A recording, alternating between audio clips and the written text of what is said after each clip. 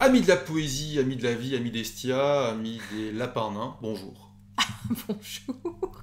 Les lapins nains. Oui, j'innove. Ok. J'innove. Alors aujourd'hui, chère Sarah, de quoi qu'on va parler aujourd'hui dans notre vidéo numéro 41, déjà 41 vidéos. Ah, mon Dieu, ça va vite. Que le temps passe. Quoi que c'est qu'on va parler. Alors, quand le corps tiraille l'esprit. Alors, qu'est-ce que ça veut dire? Quand le corps tiraille l'esprit. Alors, peut-être que il vous arrive parfois d'être irritable, d'être stressé, Jamais. d'être nerveux, Jamais. de piquer des crises pour un rien ou de vous sentir épuisé. Jamais. Et là, vous vous dites « Oh mon Dieu, mais je suis stressé, et que se passe-t-il » Ah, bonne question, que se passe-t-il? Est-ce que vous vous êtes déjà demandé si, par hasard, avant d'accuser le voisin, le patron, la femme, les enfants ou que sais-je, vous êtes-vous déjà demandé si vous avez commencé par répondre aux besoins physiologiques de votre corps? Bah non, mais on s'en fout, c'est la faute des autres. C'est pas ma responsabilité en fait. Si quelqu'un me casse les bonbons, c'est normal que je Que m'énerve. je sois énervé. Alors Voilà. comment expliques-tu que d'autres personnes ne s'énerveraient pas? Ils sont mous. Ils sont mous. Je vois que ça. Ils sont mous. Ils sont mous. Ils sont mous, ouais. Ah bon. Pourquoi tu veux une autre explication en fait dans Alors, notre- j'ai peut-être une piste pour vous, et peut-être que... Pour moi surtout, parce que là je comprends. Peut-être que ça va vous aider à comprendre pourquoi des fois vous êtes dans un état pas très sympa et que vous vous sentez à côté de vos pompes. Il faut savoir que notre corps a une influence énorme sur la façon dont on perçoit les choses, sur la façon dont finalement on ressent les événements. Et quand on est stressé, irritable, souvent c'est parce qu'on n'a pas écouté les besoins de notre corps. Alors, premier besoin du corps, c'est quoi? C'est Dormir. respirer. Oui, C'est respirer Respire. déjà, avant de dormir. respirer. Déjà, respirer. Est-ce que pendant votre journée, vous prenez le temps de respirer à plein poumon? Non. Non. Eh ben déjà, première erreur. Lorsque vous sentez que la tension commence à monter comme ça, au lieu de crisper votre respiration et d'être tout... commencez peut-être déjà par respirer à plein poumon, ça pourrait vous aider. Pourquoi? Qu'est-ce qui biologiquement fait que quand je respire à plein poumon, je me sens mieux? Est-ce que tu peux un peu nous Alors, l'expliquer? Déjà, c'est faire un arrêt au niveau mental par rapport à ce qu'on était en train de cogiter, puisqu'on va porter notre attention sur notre respiration. Donc déjà, première chose. Ok. Bonne chose. Ensuite, on va gonfler nos poumons et faire rentrer beaucoup d'oxygène dans notre cage thoracique. Donc ça va irriguer notre cerveau et nos muscles, et ça va provoquer finalement une sécrétion d'endorphines. Vous savez, ces fameuses hormones qui nous font nous sentir bien. Donc physiologiquement, c'est ce qui se passe à l'intérieur de nous. Jusque-là, c'est logique. Jusque-là, tout va bien. Jusque-là, ça. Ensuite, en expirant, on va vraiment faire sortir toutes les tensions de notre organisme. Donc on va abaisser le niveau de cortisol. Cortisol, c'est quoi? C'est une hormone que sécrètent les glandes qui coiffent nos reins, les surrénales donc, et qui provoque le stress. Ça devient technique là quand même. Hein. Alors, en gros, on va produire des hormones qui vont nous donner du plaisir, et on va faire baisser les hormones qui nous donnent du stress. C'est plutôt pas mal dans la balance. Bon, jusque-là, ça va. Juste en respirant alors. Juste en respirant, Juste en respirant correctement. de façon consciente et accentuée. Ok, donc premier besoin, effectivement, la respiration, parce que c'est vrai que si on respire pas, ben, on meurt concrètement, c'est comme ça que ça se passe. Bon, idéalement, si vous avez l'occasion de sortir et vous aérer, c'est encore mieux. De le faire en forêt, par exemple. Voilà, après on peut pas tout avoir, sinon mettez des huiles essentielles chez vous, hein, ça marche aussi. Deuxième besoin, je pense qu'il y a aussi une notion de nourriture peut-être, ou est-ce que la nourriture passe après le sommeil? Alors, sommeil, on a besoin également de boire, parce que si on ne boit pas... La nourriture, j'intégrais la boisson. Ok, nourriture et boisson. Bon, on va parler de ces deux aspects-là. Donc, boisson, il est important de s'hydrater suffisamment, et de s'hydrater avec des choses de bonne qualité. Coca, Fanta... T'as tout faux. C'est-à-dire?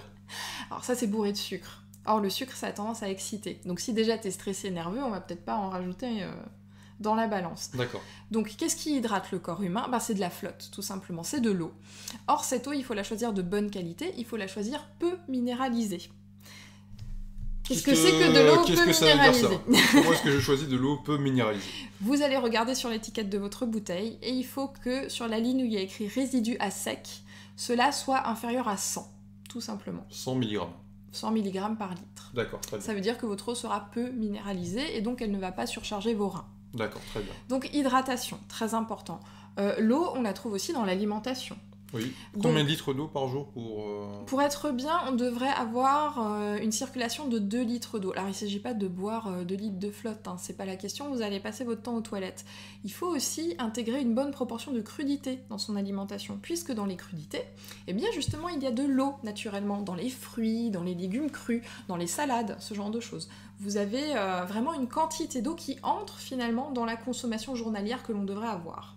D'accord, donc on a fait la respiration, Oui. on a fait la boisson, Oui. on a parlé un peu de nourriture avec des crudités. Tout à fait. Mais je mange que des crudités, quoi. Concrètement, c'est mon régime alimentaire. Parce que là, franchement, je pense que beaucoup de personnes font des anévrismes. Hein. Je veux dire, c'est trop compliqué. Alors, il ne s'agit pas de se nourrir comme des lapins, comme ça du jour au lendemain, c'est pas la question. Mangez des choses qui vous font plaisir. Mais en plus de ces choses qui vous font plaisir, intégrer une bonne quantité de crudités qui vont répondre aux besoins physiologiques de votre corps en vitamines et en minéraux. Petite parenthèse, là, parce que nous, on parle souvent de jeûne. Oui. Tu nous dis qu'il faut jeûner 3 jours. Donc, tous les mois, on crée justement gratuitement ce stage de jeûne C'est gratuit. ça. Et là, tu me dis, non, il faut manger. Donc, Alors. moi, je suis perdu. Je ne sais plus où je vais. Je comprends pas. Bon, l'idée du jeûne, je pensais pas forcément l'aborder aujourd'hui, mais on peut en parler, effectivement. Je suis là pour ça. Il est important de, parfois, mettre votre organisme au repos.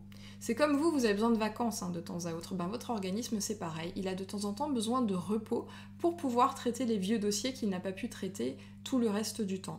Et le jeûne, ça sert à ça. Ça sert tout simplement à mettre votre organisme dans un état de relaxation au niveau digestif. Et durant cet état de relaxation, eh bien, il va pouvoir traiter les vieilles choses qu'il n'a pas pu réparer lorsqu'il était occupé à digérer. Parce qu'il semblerait que 80% de notre énergie, elle soit utilisée à la digestion. Absolument, On est c'est d'accord. énorme. Donc si je mange rien, je digère pas, j'ai pas d'énergie qui part. Eh bien, tu consacres cette énergie, ton corps consacre cette énergie à se retaper, à se faire un ravalement de façade. C'est nettoyage de printemps, quoi. C'est nettoyage de printemps. Je nettoie les angles, voilà. Et toute cette fabuleuse énergie, tu vas aussi pouvoir la consacrer eh bien, à d'autres choses qu'à la digestion. C'est-à-dire qu'au niveau mental, eh ben, tu seras plus disponible et tu auras l'esprit beaucoup plus clair. D'accord, donc... Voilà. On récapitule. On récapitule. Il faut Respirer, respirer, boire et bien manger. D'accord. De temps en temps faire un jeûner. petit jeûne si on veut. Et il y a une chose très importante aussi. C'est dormir. C'est dormir. Le sommeil. Waouh, tellement de gens souffrent d'un sommeil déséquilibré, peu réparateur. On peut pas, on travaille. Eh ben oui, on bosse. Alors, il y a plusieurs erreurs que l'on fait qui nous empêchent de bien dormir. Tout d'abord, les conditions du sommeil. Est-ce que vous dormez déjà dans un lit qui est confortable ? Première des choses, parce que si vous dormez sur un matelas qui est complètement défoncé depuis 20 ans, c'est pas la peine, autant dormir au sol, vous dormirez beaucoup mieux. Première des choses. Il y a d'ailleurs des personnes qui ont tendance beaucoup à s'endormir sur leur canapé et à passer la nuit sur le canapé, malheureusement. Donc, première chose à faire, vérifiez les conditions de votre sommeil. Une bonne literie, un endroit où vous n'avez pas de lumière qui perturbe votre sommeil, et idéalement dans le calme, où il n'y a pas de bruit qui va venir vous réveiller la nuit. Première des choses. Ensuite, vous pouvez faire un petit rituel d'endormissement qui va vous aider à bien dormir. 1 heure avant le sommeil, on évite tout ce qui est écran. Alors vous avez déjà entendu parler de cette histoire de lumière bleue qui empêche votre cerveau de sécréter l'hormone qui va vous amener à dormir. C'est tout à fait vrai. Donc idéalement, avant de dormir, qu'est-ce qu'on fait ? Soit on s'occupe, je sais pas, à faire du tricot, du macramé, ce que vous voudrez, à jouer aux échecs. Fais l'amour. Vous pouvez faire l'amour, c'est un excellent exercice pour taper dans vos réserves énergétiques et ensuite pour faire un bon dodo. Là, vous êtes sûr de bien dormir. On peut lire. Vous pouvez lire, ça c'est excellent. C'est vrai que ça détend l'esprit et après, sauf si vous lisez un polar, là c'est... Vous aurez plutôt tendance à être crispé. Évitez le Stephen King avant de dormir, par exemple. Ou le Cohen. Ou le Cohen.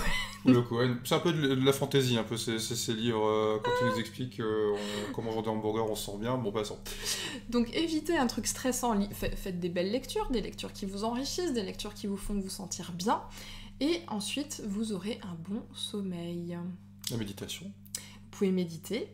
Vous pouvez prendre un bon bain chaud, une bonne douche chaude pour détendre vos muscles, ça va vous aider à vous endormir également. Donc là, tu nous expliques qu'en faisant ça, concrètement, oui. on sera déjà moins sensible oui. aux agressions extérieures.